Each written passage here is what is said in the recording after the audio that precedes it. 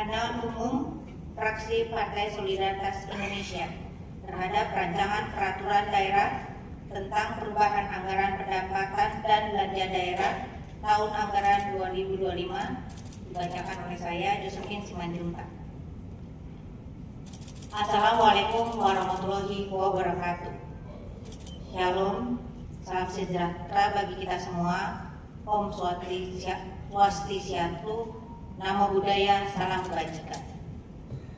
Yang terhormat Ketua dan Wakil Ketua DPRD Provinsi DKI Jakarta, Gubernur dan Wakil Gubernur Provinsi DKI Jakarta beserta jajarannya,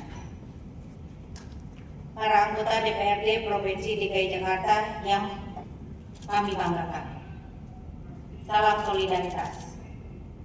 Sebelum saya membacakan pandangan umum ini, izinkan saya mengucapkan selamat Hari Anak Nasional. Tema tahun ini, Generasi Emas Bebas Stunting, Investasi Gizi Sejak Dini, menjadi pengingat penting bagi kita semua, khususnya DKI Jakarta, untuk memastikan setiap anak tumbuh sehat dan berkembang optimal. Pimpinan rapat dan hadirin sekalian yang kami hormati, izinkan saya mewakili Bro and Sis anggota DPRD DKI Jakarta dari Partai Solidaritas Indonesia untuk menyampaikan pandangan umum kami terhadap rancangan peraturan daerah Provinsi DKI Jakarta tentang perubahan anggaran pendapatan dan belanja daerah tahun anggaran 2025. 1. Penurunan anggaran PMT balita di tengah ancaman stunting. Dalam momentum peringatan Hari Anak Nasional, fraksi PSI mengingatkan kembali pada pemenuhan gizi anak usia dini adalah fondasi utama pembangunan sumber daya manusia Jakarta di masa depan. Berdasarkan survei status gizi Indonesia atau SSGI tahun 2024, angka stunting di DKI Jakarta masih berada di angka 17,2%. Angka ini menunjukkan bahwa masalah stunting masih nyata di ibu kota dan seharusnya menjadi prioritas dalam kebijakan anggaran. Terlebih lagi, jumlah balita penerima manfaat program PMT saat baru mencapai sekitar 490 anak dari 724.000 balita dengan anggaran 49 miliar. Artinya, setiap penggunaan anggaran akan berdampak langsung terhadap kualitas dan kuantitas asupan gizi yang diterima. Fraksi PSI menilai bahwa penanggulangan stunting haruslah dilakukan sebagai urusan yang mendesak dan lintas sektoral, bukan hanya urusan teknis kesehatan. Prioritas anggaran dalam program yang menyasar anak usia dini, apalagi menyangkut pemenuhan gizi, adalah komitmen yang harus dipikul bersama untuk membangun pembangunan jangka panjang. Mohon tanggapan. Kedua, pangan bersubsidi masih timpang. Fraksi PSI mencermati adanya kenaikan anggaran pangan bersubsidi dalam pembahasan perubahan anggaran tahun 2025 dari sebelumnya 724 miliar menjadi 1,02 triliun. Kenaikan ini tentu tak patut diapresiasi sebagai bentuk komitmen pemerintah provinsi untuk memperkuat jaringan pengaman sosial bagi warga. Namun demikian, fraksi PSI menemukan bahwa alokasi paket pangan bersubsidi DKI Jakarta masih belum menjangkau seluruh kelompok penerima manfaat seperti pemegang KJP, KLJ, KPDJ, dan sekelompok penerima lainnya. Dari total sekitar 970.000 penerima manfaat yang tercatat, kuota paket yang tersedia saat ini hanya akan mencakupi sekitar sepertiga dari jumlah tersebut setiap bulannya. Artinya, setiap bulan 2/3 dari penerima manfaat harus saling bersaing untuk mendapatkan antrian serta kuota pangan. Ketimpangan ini berpotensi menimbulkan kegaduhan, ketidakadilan, dan mengurangi efektivitas program yang seharusnya ditujukan untuk membantu masyarakat miskin dan rentan. Fraksi PSI mendorong agar program ini dievaluasi secara menyeluruh, baik dari sisi besaran anggaran yang dialokasikan, jenis pangan yang disediakan, sehingga pendistribusiannya agar ke depan program pangan bersubsidi dapat diakses lebih merata dan tepat sasaran oleh seluruh warga yang membutuhkan. Mohon tanggapan. 3. Tarif air minum masih belum adil. Fraksi PSI tidak lelah menegaskan sikap kritis kami terhadap kebijakan tarif air minum dalam keputusan Gubernur nomor 730 tahun 2024 yang mengelompokkan pelanggan hunian ke dalam kategori komersial. Kebijakan ini terbukti memberatkan warga dan jelas bertentangan dengan azas keadilan sosial dan keterjangkauan sebagaimana diatur dalam perundang-undangan. Sejak keputusan gubernur ini diterapkan, belum ada langkah korektif dari pemerintah Provinsi DKI Jakarta untuk merubah keputusan gubernur tersebut. Gubernur justru terus membiarkan kesalahan pengelompokan pelanggan ini berlangsung, seolah tidak peduli terhadap beban yang ditanggung masyarakat. Ironisnya, dalam dokumen perubahan anggaran 2025, target pendapatan Pam Jaya justru dinaikkan drastis menjadi 4,5 triliun, naik 65% dari capaian 2024 yang sebesar 2,97 triliun. Fraksi PSI menilai lonjakan target pendapatan ini tidak lain merupakan hasil dari tekanan tarif tinggi yang ditimpakan kepada pelanggan Pam Jaya. Kami mempertanyakan keterpihakan gubernur.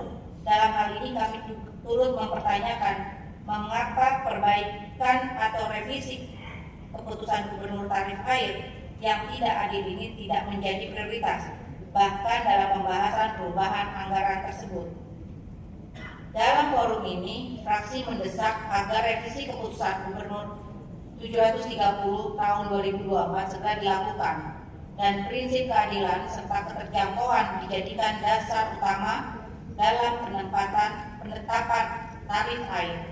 Air adalah hak dasar warga, bukan komoditas dan kemudian dibebankan kepada masyarakat. Mohon tanggapan. 4. Belanja tidak terduga yang tinggi seharusnya direlokasi. Fraksi PSI menyayangkan peningkatannya alokasi belanja tidak terduga atau BTT dalam perubahan APBD 2025 menjadi 2,89 triliun, naik dari penetapan awal sebesar 2,04 triliun. Kenaikan ini tidak diiringi dengan kejelasan kebutuhan real. Sementara serapan BTT sejak tahun anggaran 2023 tercatat nihil. Di tengah masih banyaknya tantangan yang dihadapi warga Jakarta, alokasi sebesar ini seharusnya dapat dimanfaatkan untuk program-program prioritas yang berdampak langsung dirasakan masyarakat. Kami mendorong agar sebagian besar anggaran BTT direlokasikan untuk memperkuat layanan publik, mulai dari peningkatan kualitas dan akses pendidikan, penanganan banjir yang berkelanjutan, hingga pembangunan rumah susun yang layak huni. Selain itu, sistem keamanan di ruang publik juga harus menjadi perhatian, seperti program CCTV yang merupakan janji Pak Gubernur mengingat minimnya pengawasan di banyak titik rawan kejahatan. Program-program ini jauh lebih mendesak dibandingkan mempertahankan pos BTT yang besar namun tidak terserap secara optimal. Namun penggunaan realokasi BTT juga harus diefisien dan tepat guna, seperti untuk program CCTV dapat dilakukan, pengelolaan sistem keamanan mandiri yang lebih hemat, terintegrasi dan berkelanjutan. Dengan perencanaan yang tepat, anggaran bisa lebih diarahkan untuk menjawab kebutuhan nyata warga, bukan hanya disimpan di pos darurat yang belum tentu digunakan. Mohon tanggapan. 5. Anggaran belanja masih belum efisien. Fraksi PSI menyoroti masih banyak adanya alokasi dana barang dalam perencanaan perubahan APBD tahun 2025 yang tidak mencerminkan skala prioritas masyarakat Jakarta. Kami sangat menyayangkan adanya pengadaan seperti TV 98 inci senilai 250 juta per unit yang di atas rata-rata harga pasar dan tidak memiliki urgensi dan manfaat langsung bagi masyarakat. Tak hanya itu juga, terdapat usulan pengadaan sepatu dinas untuk Satpol PP senilai 21 miliar dengan harga satuan hingga 3,6 juta per pasang. Padahal dengan anggaran sebesar itu dapat digunakan untuk pemenuhan makanan tambahan ratusan ribu balita yang terancam stunting, pembiayaan pendidikan maupun kesehatan. Fraksi PSI juga menyoroti alokasi anggaran untuk kajian Pulau Kucing dalam perubahan anggaran 2025. Kami kembali menolak konsep Pulau Kucing di Tidung Kecil karena berdasarkan Perda 7 tahun 2024, Pulau Tidung Kecil diamanatkan sebagai pusat konservasi dengan arah pembangunan yang mengedepankan perlindungan biota. Memindahkan kucing jalanan dari Jakarta ke pulau bukanlah solusi berkelanjutan karena kucing memiliki sifat teritorial dan justru berisiko membebani anggaran besar untuk pakan, obat-obatan, perawatan lokasi, transportasi tanpa menyentuh akar masalah populasi kucing jalanan.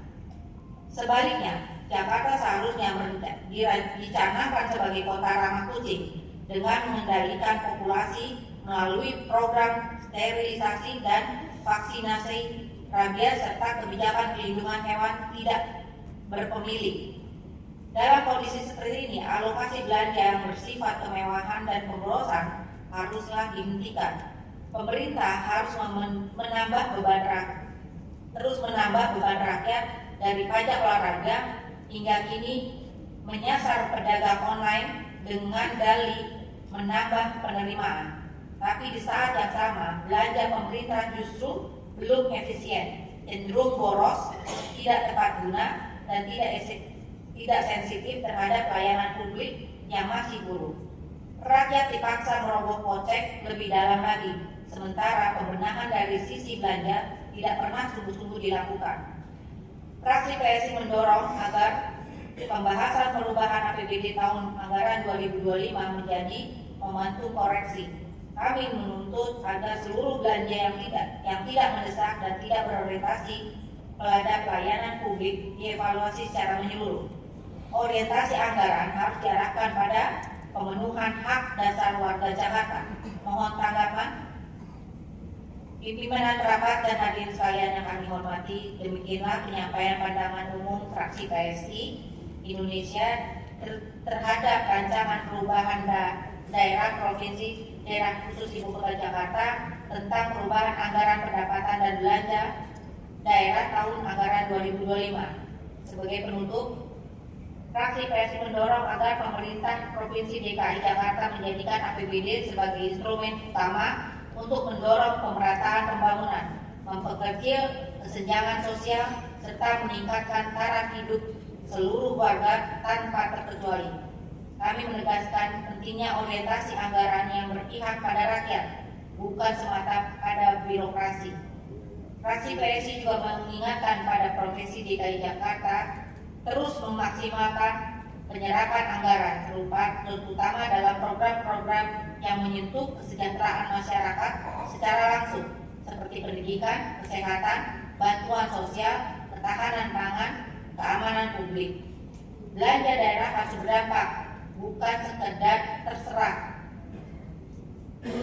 Sebelum ditutup, izinkan kami menyampaikan sebuah pantun.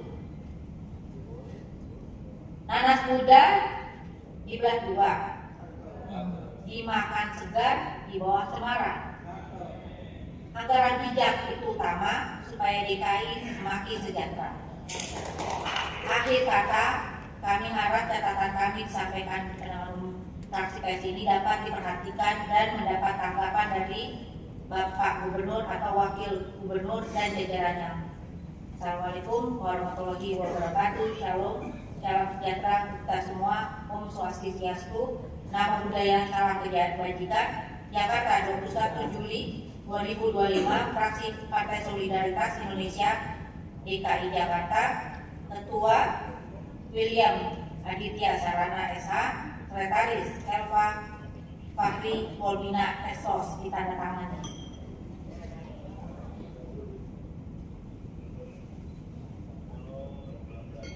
Fraksi PSI nggak mau lama-lama, udah ngantuk.